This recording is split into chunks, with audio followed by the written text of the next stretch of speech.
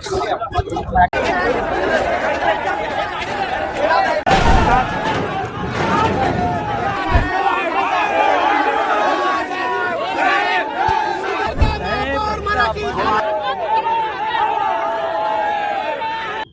राज्य आहे, मराठी शहरं टिकली पाहिजेत, मराठी अस्तित्व टिकलं पाहिजे।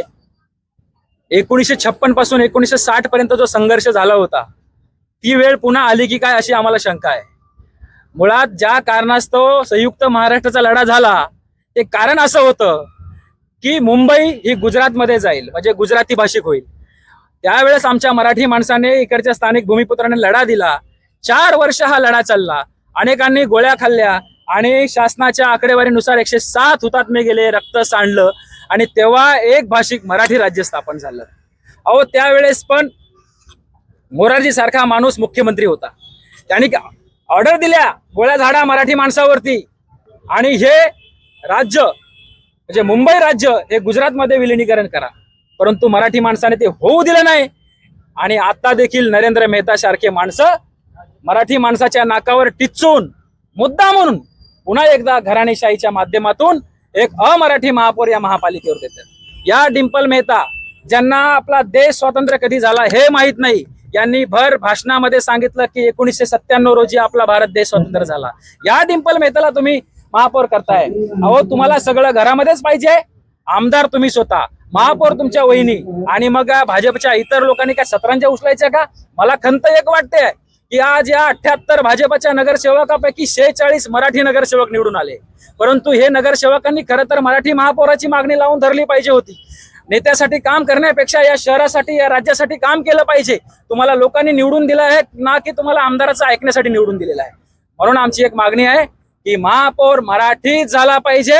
आमच्या सोबत सगळे पक्ष या ठिकाणी उपस्थित आहेत। तुम्ही जाणार आहात मीरा भाईंदर महापालिकेकडे जाणार आहात की इथेच थांबून तुम्ही निषेध करता? नाही, आम्ही आता थोड्या वेळात आमची आता जनसंख्या हळूहळू वाढते, आम्ही आता जवळपास अर्ध्या तासांनी या इथून प्रस्थान करू आणि महानगरपालिकेवर आमचा मोर्चा निघणार आहे। पोलिसांची दडपशाही दरवेळी असते। माननीय देवेंद्र फडणवीस यांना एक विनंती आहे की आपण छाती ठोकपणे भरसभेमध्ये सांगितलं होतं की या शहरांचे महापौर मराठी हिंदूच होईल। मग मराठी हिंदूच जर होणार असेल तर मीरा भाईंदर मध्ये मराठी हिंदूच का नकोय असा प्रश्न आहे।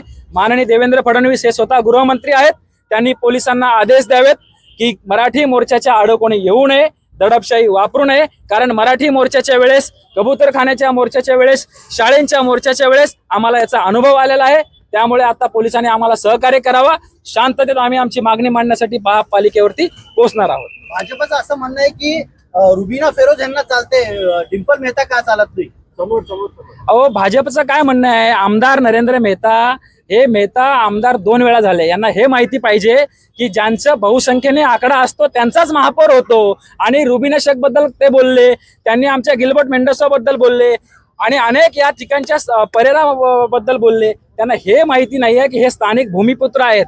अहो मराठी आणि अमराठी म्हणजे काय? परप्रांतीय तो असतो ज्यांचं इतर राज्य असतं, परप्रांतीय तो नसतो ज्यांचं एकच राज्य असतं। म्हणून या ठिकाणचे स्थानिक भूमिपुत्र यांचं मराठी हे महाराष्ट्र हेच राज्य आहे। त्यामुळे नरेंद्र मेहताने एक लक्षात ठेवा, आपण काय बोलतो याचं भान ठेवून बोलत जावं। बघा भूमिका हीच आहे, जसं गोवर देशमुख साहेबांनी सांगितलं की मराठी महापौर का नाही। माझं एका या ठिकाणी नरेंद्र मेहता आहेत, या ठिकाणी तुम्ही आणि पत्रकारांना असं पण आम्हाला विचारणं येतं की या आत्ताच का मराठी हो, ह्याच्या अगोदर पण मराठी गैर मराठी पण येऊन गेले।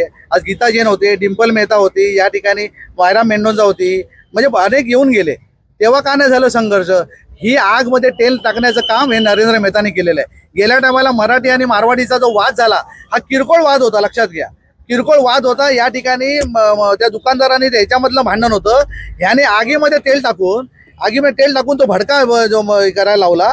हा आमचा जाहीर आरोप आहे। तेव्हापासून हे मराठी अमराठीचा या मीरा भाईंदरमध्ये सगळं शांततेत चाललेलं, लक्षात घ्या। त्यामुळे मीरा भाईंदरमध्ये नरेंद्र मेहतानी अमराठी देऊन महापौर देऊन ही मोठं कृत्य केलेलं आहे, लक्षात घ्या। ठाण्यामध्ये, मुंबईमध्ये, कल्याण डोंबिवलीमध्ये सगळ्याकडे मराठी महापौर, पण इथे का मराठी महापौर नाही? ही घंटा कुणाची, चेतावणीची घंटा कुणाला माहितीये का? जे सभागृहामध्ये बसलेले आमदार आहेत ना त्यांच्यासाठी धोक्याची घंटा आहे। रवींद्र चव्हाण साहेबांची साठी धोक्याची घंटा आहे, लक्षात घ्या। नरेंद्र मेहता मराठी माणसाच्या टेचून जर तुम्ही मराठी महापौर अमराठी महापौर जर बनवत असेल, ज्यांना आपल्या भारत स्वतंत्र कधी झाला तो माहिती नाही, मराठी बोलता येत नाही, ओढून तोडून सांगायचं ही मराठी आहे, ओढून तोडून सांगायचं मराठी आहे. असं चालत नाही, लक्षात घ्या. सांगा ना 2 शब्द मराठी बोलायला. हो महापौर आहात ना तुम्ही, प्रथम नागरिक आहात, बोला ना. ही अशी बोलू शकत नाही. त्यामुळे नरेंद्र मेहतांनी जे कृत्य केलंय हे त्यांना भोगावं लागेल. त्यांना वाटत असेल की फक्त महापौर झाला म्हणून सगळं संपलं, असं नाहीये. ह्याच्यानंतर पण संघर्ष अटल आहे. पावला पावलावर जेव्हा मराठीवर अन्याय होईल तेव्हा मराठी माणूस उभा राहील, हे तुमच्या माध्यमातून सांगतो. गोवर्धन देशमुखांना प्रश्न